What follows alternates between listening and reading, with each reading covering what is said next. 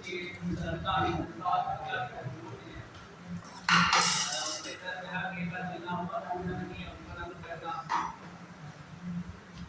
कार्यक्रम के ऊपर मुझे लगा डाइट ने क्या हाथ को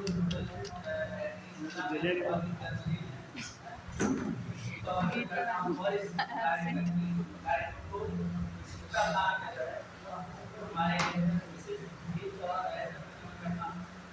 और इस कार्यक्रम के वो मुख्य जिनके बिना एक कार्यक्रम पूरा न हो पाए आप जनों को नमन करता हूँ सम्मान करता हूँ।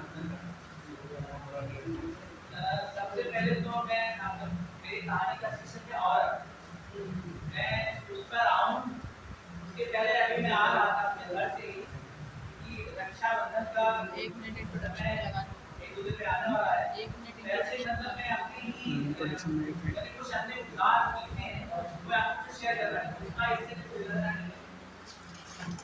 मैंने लिखा है कि बहुत बड़ा हादसा जिंदगी में हो ही नहीं सकता।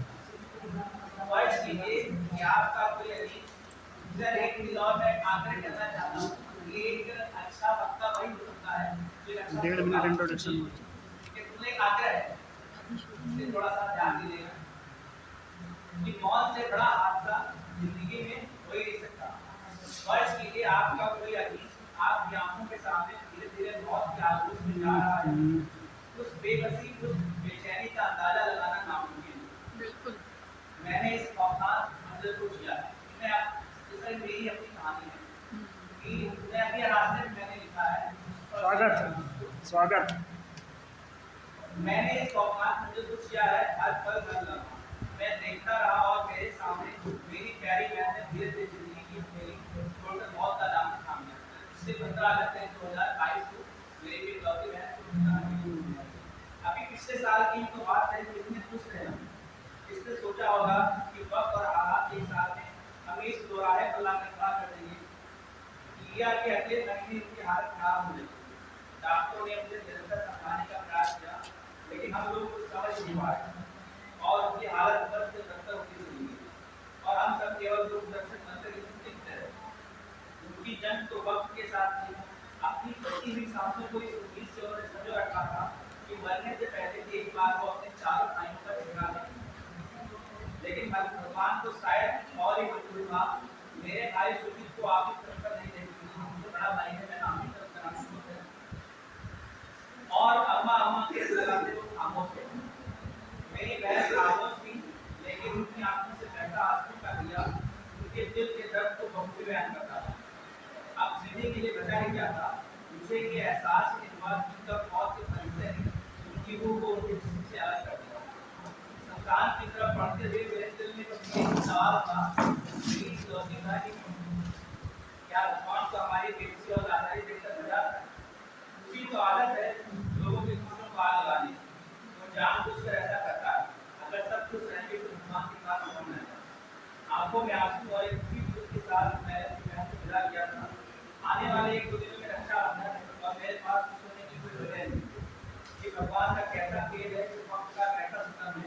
ये त्योहार मुझे मेरी बहन की बहुत याद आता है जो जिंदगी की राह गुजर के लिए मेरी बहन चारों भाइयों को बहुत प्यार करती है किसी को तकलीफ में नहीं देती।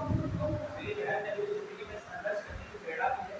मैं उसकी पूरी की तरह से बहुत सर लिखने का इस मतलब ये था कि सिर्फ जैसे कि अभी पिछले 1-1.5 महीने में मुझे 3-4 बार आने का मौका मिला है और मैंने प्राचार्य को सुना और ये लास्ट का कार्यक्रम है शायद ही प्राचार्य का कोई संबोधन होता हो जिसमें वो कहानियों से लोगों को न रोकने में की बहुत सारी कहानियां मेरे मैं भी कला संस्कृति भाषा और फिर अलग मेरा हुआ उसके पहले शिक्षकों की बैठक हुई सब में वो और एक जिसमें कि मैम आई थी उन्होंने कहा था कि जो है वो जो कुछ आज है वो अपनी पत्नी की वजह से और एक बहुत अच्छा लगा लगता कि शुरू में जो छोटी की मात्रा होती है मात्र शक्ति का बजाय उसको हटा दिया जाए तो शुरू को 100 बनने में देती। तो मेरा भी जो कहानी है वो मैंने क्योंकि आज के बच्चे कल का भविष्य है कल के समाज की लड़कों की मेरी कहानी का शीर्षक औरत ये भी मेरी अपनी कहानी है और मेरी आप देखती या पिछले हफ्ते मेरी पत्नी को बुखार था। पहले दिन तो उसने बताया ही नहीं कि उसे बुखार है। दूसरे दिन जब उसे सुबह उठा नहीं गया तो मैंने यूं ही पूछ दिया कि तबीयत खराब है क्या? उसने कहा नहीं तबीयत तो नहीं खराब है, हाँ बस थोड़ी थकावट है। मैं चुपचाप बीमार पड़ने की शुरू हो गया। थोड़ा देर से वो उस दिन उठी, लेकिन फटाफट उसने लिए मेरे चाय बनाई, बिस्किट दिया और मैं बाद में उससे चाय पीता रहा। मुझे अब पता लग चुका था कि इसे थोड़ा बुखार है, पर इलाज मैंने उसको समझ भी नहीं। खैर मैं यही सोचता रहा कि मामूली बुखार है, शाम तक ठीक हो जाएगा। उसने थोड़ी ही दुकान के लिए नाश्ता तैयार किया। नाश्ता करते करते मैंने उससे कहा कि आज शाम को खाना कहाँ खाने चलेंगे, इसलिए तुम खाने की तैयारी कर लेना। तो उसने धीरे से कहा नहीं ऐसी कोई बात नहीं, मैं खाना बना लूंगा। लेकिन मैंने कहा नहीं, मेरे स्कूल में आज संकुल की मीटिंग है, थोड़ी देर हो जाएगी, उसके बाद जब आऊंगा तो खाना बाहर खाएंगे। फिर मैं तैयार होकर फिर निकल चला गया। मैं पुरुष मजबूत दिल के होते हैं, ऐसी मामूली बीमारी से कोई मुश्किल नहीं होती। मैं विद्यालय चला गया।